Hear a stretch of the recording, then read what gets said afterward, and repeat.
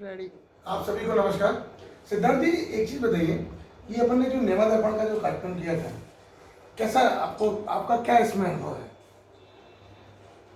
इसमें एक के बाद एक जो है वो नए कवि जो है आते रहे, जिनसे कभी किसी के बारे में कोई जानकारी भी नहीं थी, और ऐसी ऐसी जगहों से कवि उभर कर आए जो कल्पना से बिल्कुल परे थे, और इतनी सुंदर सुंदर कविताएं उन्होंने प्रत्येक विषयों पर, तात्कालिक विषयों पर और माँ के ऊपर, बेटियों के ऊपर इतनी सुंदर सुंदर कविताएं सुनाई, जिसका अनुभव ही। अरे हमारे बीच में पुष्पा भाभी मौजूद है जी, और पुष्पा जी ने बहुत ही गजब कार्यक्रम देखा होगा आपने। जी हाँ, जी तो हाँ, बिल्कुल। पुष्पा जी, आपका कार्यक्रम तो जबरदस्त रहा और आपने त्वरित जो है ना टिप्पणी करी कोरोना पे, बेटियों पे। तो क्या है कि आपका ये स्वरूप हम लोगों ने कभी देखा नहीं, हम तो सीधे भाई भाभी भाभी कर, लेकिन जब हम लोगों ने देखा कि पुष्पा भाभी बहुत अच्छा बोल रहे हैं तो हम लोग को बहुत अच्छा लगा। आप ये बताइए कि ये चूँकि आप फैमिली से जुड़ी हुई हैं, गृहस्थ जीवन में रही, तो ये कैसे समय निकाल पाती हैं कविताओं के लिए? इसके लिए क्या हुआ इस समय हाँ कि ये जो लॉकडाउन लगा हाँ तो उसमें लोगों के पास समय अभाव की कमी तो थी नहीं, घर ही में बैठ के लोगों ने इसका बहुत ज़्यादा मतलब उपयोग किया। हाँ। और जो नेमा दर्पण था, नेमा दर्पण ने भी हम लोगों को एक अच्छी सोच दी, एक मंच प्रदान किया। तो उस मंच के कारण लोगों को प्रेरणा जगी, और जो 72 दिन का लॉकडाउन था उसमें हम लोगों ने थोड़ा सार्थक क्योंकि किया। मैंने आपकी कविता में देखा था, आपने कोरोना पे बोला, बेटियों पे बोला जी। और सब पे बोला, तो बड़ा सुनने में भी अच्छा लगा। जी। तो ये आपने त्वरित बनाया है कि कुछ मतलब अध्ययन किया है उसके पहले?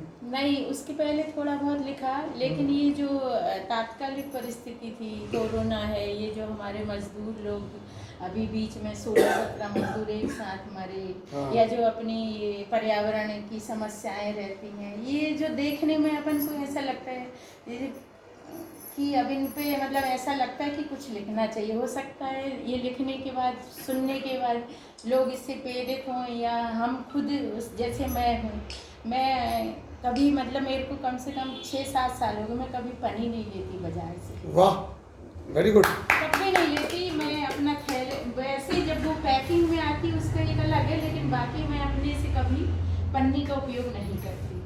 तो वो पन्नी के कारण अपन को लगता है पर्यावरण दूषित हो रहा है। और ये साहित्य क्या है, किसी भी समाज का तो दर्पण होता है।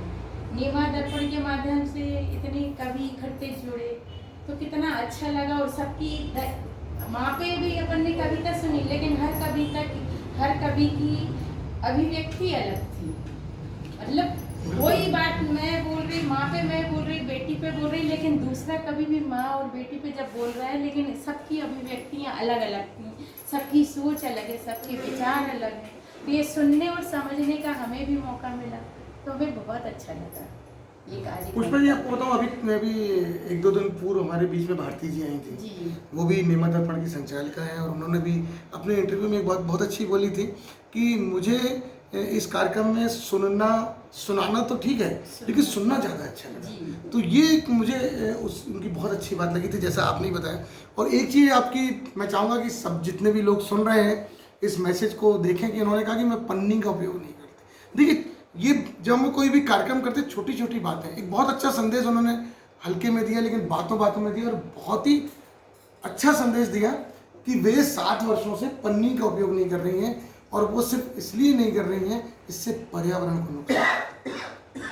ये सिर्फ कवि हृदय ही सोच सकते हैं। हमारे यहाँ जैसे फूल वाला हमको पन्नी देता है फूल में, लेकिन हम वो पन्नी इकट्ठी करके उसी को वापस करते हैं। कितनी बड़ी बात है। उनको इधर उधर ना फेंकते ना, क्योंकि वो तो रोज देता है, तो हम इकट्ठी करके वापस उसी।